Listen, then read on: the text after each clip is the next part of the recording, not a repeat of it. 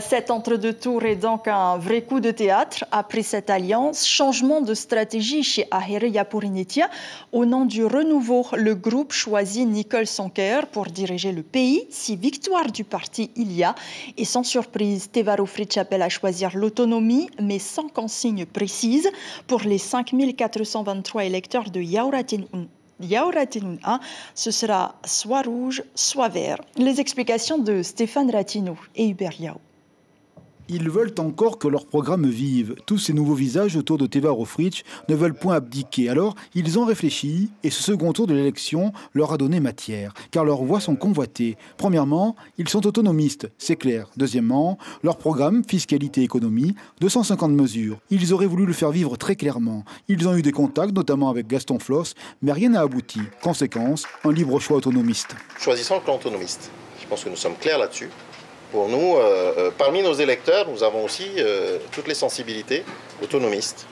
Et donc, nous appelons les électeurs, bien sûr, à voter autonomiste, mais à choisir le meilleur programme qui correspondra le plus à ce que nous avons proposé, en tout cas à ce qu'attendent les Polynésiens.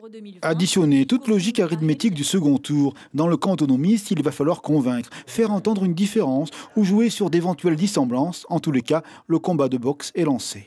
Nous avons rencontré M. Floss qui nous a parlé de cette plateforme autonomiste et il allait poursuivre les discussions. Mais ce que je constate aujourd'hui, on prône une plateforme autonomiste, mais quand on voit qui est à l'intérieur, finalement, je dirais que c'est plus une plateforme d'opportunistes. Une évidence, au lendemain du second tour, au-delà du résultat, le champ politique autonomiste devra se restructurer. Cartel de parti, leadership pour 2028, ce sont des questions. Les amis des sénateurs Rohfritsch entendent s'en mêler. Ça donne envie de continuer?